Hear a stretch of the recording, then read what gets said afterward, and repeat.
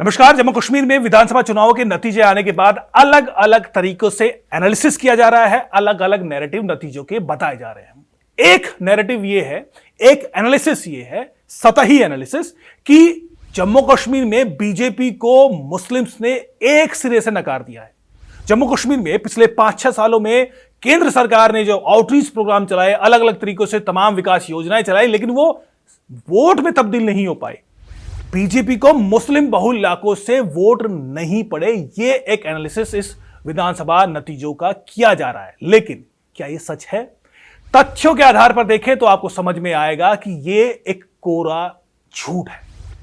मैं आपको कई 7-8 विधानसभा का एक ऐसे उदाहरण देकर समझाऊंगा जो कि पूरी तरह से तथ्यों पर आधारित है कि कैसे प्योरली मुस्लिम बहुल सीटों पर बीजेपी ने जबरदस्त वोट हासिल किए हैं। वो भले ही जीत में कन्वर्ट नहीं हो पाए, लेकिन दूसरे नंबर पर वहां पर उम्मीदवार रहे हैं। ये वो सीटें हैं जहां पर लगभग जो वोटर्स हैं वो 100% मुस्लिम वोटर्स हैं। कौन सी सीटें हैं? सबसे पहले थाना मंडी शेड्यूल्ड ट्राइब के लिए आरक्षित सीट थी। यहां पर पूरी तरीके से 100% मुस्लिम बहुल सीट है। बहुत कम परसेंटेज में हिंदू या सिख यहां पर होंगे, लेकिन यहां पर बीजेपी ने जबरदस्त वोट हासिल किए हैं। हालांकि यहां पर जो जीतने वाले कैंडिडेट हैं वो इंडिपेंडेंट रहे, मुजफ्फर इकबाल खान। उन्होंने 32,645 वोट जीत पाए, लेकिन दूसरे नंबर पर रहे बीजेपी, मामूली मार्जिन से दूसरे नंबर पर रहे, और मोहम्मद इकबाल मलिक ने 26,466 वोट पाए। सोचिए कि अगर बीजेपी को वोट नहीं मिला तो वो इतने ज्यादा वोट पाकर दूसरे नंबर पर बेहद कम मार्जिन से कैसे हारे। एक और सीट कश्मीर संभाग की गुरेज वैली की जो सीट है वो प्योरली 100% मुस्लिम बहुल सीट है। यहां पर भी जो नेशनल कॉन्फ्रेंस के उम्मीदवार जीते भले हैं, लेकिन मात्र 1132 वोट से। नेशनल कॉन्फ्रेंस के नजीर अहमद खान ने 8,378 वोट पाए, जबकि दूसरे नंबर पर बीजेपी के उम्मीदवार रहे फकीर मोहम्मद खान ने 7,240 वोट पाए। अब बताइए, यह भी प्योरली 100% मुस्लिम बहुल सीट है। यहां पर कैसे दूसरे नंबर पर बीजेपी के कैंडिडेट ने इतने जबरदस्त तरीके से मात्र 1132 वोट से हारे हैं। भले ही जीत में कन्वर्ट नहीं हुआ, लेकिन लोगों ने विश्वास तो जताया।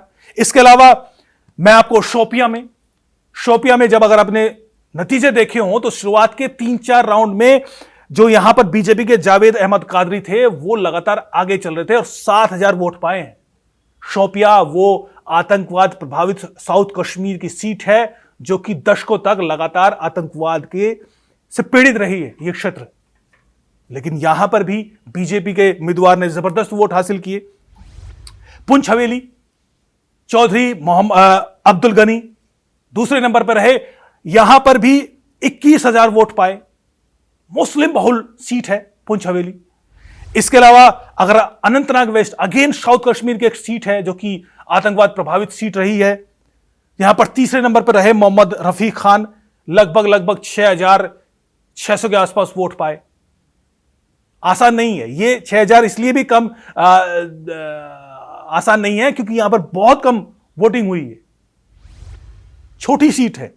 इसके अलावा सूरनकोट, अगेन एक शेड्यूल्ड ट्राइब के लिए आरक्षित सीट, यह भी मुस्लिम बहुल इलाका। मुश्ताक अहमद शाह बुखारी 24,000 वोट पाए।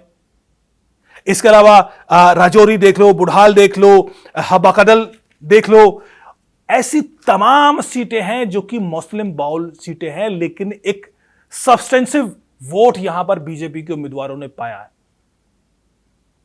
हां, ये सीटें जीत में कन्वर्ट नहीं हुई। कैसे हो सकता है? 70 साल का एक प्रोपेगेंडा और नैरेटिव, उसको तोड़ने में इतना आसान नहीं होने वाला कि इतना बड़ा कदम आर्टिकल 370 का उठाया हो और वहां पर इस तरीके से एक्सेप्टेंस जो अब तक जहां पर एनसी, पीडीपी इन सब का या फिर कांग्रेस इन सब का दबदबा रहा हो, लेकिन वहां पर इतनी जबरदस्त सेंध लगाना। अगर बीजेपी थोड़ा और मेहनत करती, टिकट थोड़ा और ठीक से दिया जाते तो इस सीट में भी तब्दील हुआ जा सकता था। बहरहाल, लेकिन ये लंबी राह बीजेपी ने यहां पर पूरी की है। मैं इसके बरक्स दूसरा सवाल यहां पर खड़ा करना चाहूंगा। कांग्रेस ने 6 सीटें जीती हैं, कांग्रेस वो फोर्स जानी जाती थी जम्मू कश्मीर में कि नेशनल कॉन्फ्रेंस अगर कश्मीर वैली में सीट जीत रही तो उसके अलाई होने के नाते उसको हिंदू बहुल क्षेत्रों में उससे अपेक्षा थी कांग्रेस से कि वो हिंदू बहुल इलाकों में सीटें जीतेगी। लेकिन कांग्रेस एक भी कांग्रेस का हिंदू उम्मीदवार जीत दर्ज नहीं कर पाया है। यह है खबर अब तक के इतिहास का, जम्मू कश्मीर के विधानसभा के इतिहास का सबसे बदतर प्रदर्शन कांग्रेस का रहा है और कांग्रेस के तमाम हिंदू उम्मीदवार हारे हैं। चाहे वो उनका रमन भल्ला हो जो कि लगातार 2 बार से सांसद ही हार चुका है, वो मंत्री रह चुका है, वो विधायक भी रह चुका है, लेकिन चाहे वो चौधरी लाल सिंह हो जिसने उसको जितेंद्र सिंह के सामने लोकसभा चुनाव भी लड़ाया, अब विधानसभा भी लड़ाया, लेकिन वो भी नहीं जीत पाए। तमाम धुरंधर कांग्रेस के हार गए। तो सवाल यह पूछा जाना चाहिए कि कांग्रेस के साथ आखिर ऐसा क्या हुआ कि हिंदुओं का विश्वास उसमें खत्म हुआ, क्योंकि एक जबरदस्त वोट बैंक हमेशा डोगरा लैंड पर तो रहा ही है, लेकिन ना सिर्फ इधर जम्मू संभाग में बल्कि कश्मीर में भी 32 कुल जम्मू कश्मीर में 32 सीटों पर चुनाव लड़ा कांग्रेस ने, वो भी गठबंधन में जीते मात्र 6 सीट जैसे तैसे। ये कांग्रेस का प्रदर्शन रहा। ये एक अलग नैरेटिव है जिस पर बात नहीं की जा रही, बल्कि ये कहा जा रहा है कि राहुल गांधी की जीत जम्मू कश्मीर में जबरदस्त रही। नेशनल कॉन्फ्रेंस ने एक जबरदस्त जीत जरूर हासिल की है और वो सरकार भी बनाएंगे, लेकिन एक सिग्निफिकेंट जो चेंज है वो ये है कि नेशनल कॉन्फ्रेंस तो लगातार सत्ता में रही है, बीजेपी ने पहली बार अपना सर्वश्रेष्ठ प्रदर्शन किया है। 25 सीटें पहली बार जीती थी, इस बार 29 जीते हैं और बहुत सारी सीट ऐसी जो मैंने नाम लिए जो कि जीत में कन्वर्ट नहीं हुए। आगे अच्छे से काम करेंगे, अच्छे से ऑर्गेनिकली रीच आउट करेंगे तो ये जीत में भी कन्वर्ट हो सकती है। ये है एनालिसिस, नतीजों का सही एनालिसिस। बहरहाल बहुत सारे लोग ये भी आशंका जता रहे हैं कि कहीं ऐसा तो नहीं कि नेशनल कॉन्फ्रेंस की जो सरकार बनेगी वो फिर से वो जो हिंसा की राजनीति है वो वापस लौट आए। बहरहाल सरकार भले ही उमर अब्दुल्ला की बने, लेकिन अभी भी मैं बता दूं कि जो होम सिक्योरिटी है, डिपार्टमेंट ऑफ होम है, वो अभी भी केंद्र सरकार के अंडर है। लॉ एंड ऑर्डर जो है वो सीधे सीधे केंद्र सरकार के अंडर है।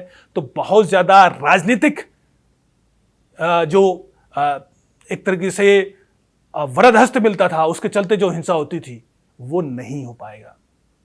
उमर अब्दुल्ला के हाथ में वो पावर है ही नहीं। तो अभी भी केंद्र सरकार के हाथ में है। उपराज्यपाल के जरिए वो सीधे सीधे लॉ एंड ऑर्डर को जम्मू कश्मीर पे वो काबू कर पाएंगे। ये एक सीधा समझने की चीज है।